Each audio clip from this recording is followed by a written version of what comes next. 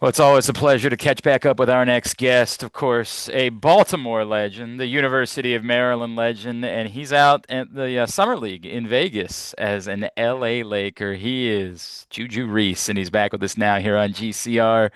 Juju, it's Glenn. It's good to see you, man. Thanks for taking the time for us. Thanks for having me. Hey, Appreciate it. dude, what is this like? You're a Los Angeles Laker. Like you're putting on that uniform and playing for the Lakers. Can you put that into words right now? Yeah, it's just an honor. Just being able to play for a professional team this summer. Just trying to take it one day at a time to get better every day and just be a sponge to all the vets I'm around right now and just trying to be the best player I can be. I'm assuming, knowing you, that as frustrated as it probably was for you to not hear your name called in the draft, you sort of like rolled your eyes and said, "All right, let's go to work." Like, is this is just the nature of who you are, that the hard road is not all that difficult for you? Yeah, just staying ready at all times, just finding where I could fit in at. I obviously didn't get my name called on draft night, but I feel like God has a plan for me and just I just gotta put my work in and just find out. What is it like just being out there and getting that first taste of the NBA, right? And I get it. It's a lot of guys that you've gone up against before and are your contemporaries, but what are the first things that you kind of notice about what it's like making this jump and now being a professional? Yeah, I feel like it's more attention. You have to be more attention to detail.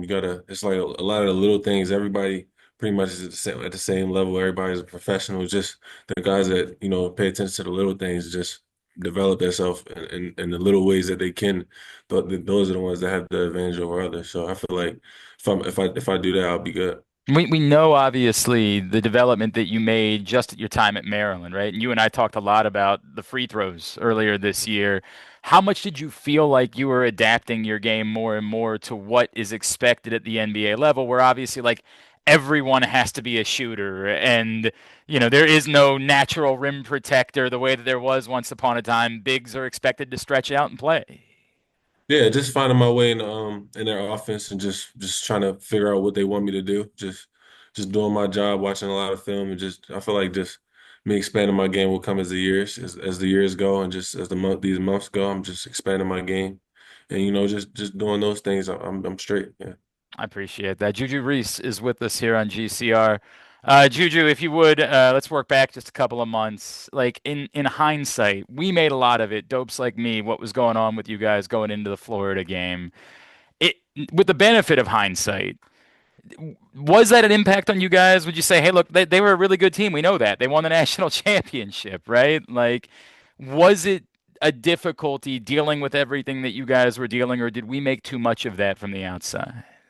Yeah, I feel like you guys kind of made too much of it from the outside because it was kind of a new thing in college basketball. It was going to probably be a whole new team the next year either way. It was like we were really close as a team, but we understand the business side as well. So it's probably going to be a lot of people graduating, a lot of people going to the next level, like Derek, just like me and Derek Selling, a lot of those guys, a lot of guys transferring the next year. So it was kind of like we kind of knew it was our last ride either way. So we weren't really paying attention to that type of stuff. We was just focused on the basketball and trying to make the best out of the one year we had together. That's really interesting to hear you say that. I've talked to some other guys who like this is just the way that it works now, right? Like we all kind of understand it. Everybody's doing their own thing, and we kind of worry about ourselves. Yeah. You feel like this is, but the relationship now, right? Because I know Derek's made some jokes with like Kevin. That's your guy, obviously. Like you were with him for a few years. What is that like now? Do you say, "Hey, that's my guy," or "I'm a Maryland guy. I can't have him"? Like, what is that? Who gets who in the divorce in this situation? I'm a Maryland guy at heart, but Kevin, Coach Willard, he has been with me the most of my college career. So that's probably where most of my loyalty goes with coach wise. Coach Buzz is a great coach, and I've heard a lot about him. I've met him. He seemed like a pretty cool guy, but the relationship I have with Coach Willard is kind of more strong because I've known him from longer. But in my heart, Maryland, the school in itself is where I'm at. You said you met him? Was that before all of this? Like, did you meet him when he was like recruiting you or something like that? No, I've met him. I've met him at PIT, Okay. Fort Smith. Yeah.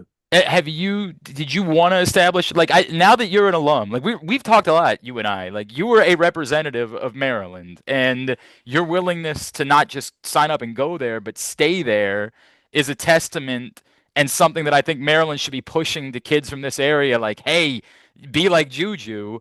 Was it important to you to establish a relationship with him that you want to be involved with Maryland basketball moving forward to the new coaching staff? Yeah, definitely. Just I feel like those things come naturally. He's kind of haven't been as pushy as like he hasn't been really pushy to kind of force a relationship that I appreciate. He just kind of let things grow and let each other like meet gradually, and we've had talks here and there, but I feel like the relationship's growing. He's only down the street from me, so I feel like it's kind of hard to ignore him anyways. Right. It'd be kind of awkward. It'd almost be forced at that point if that were to be the Yeah. case.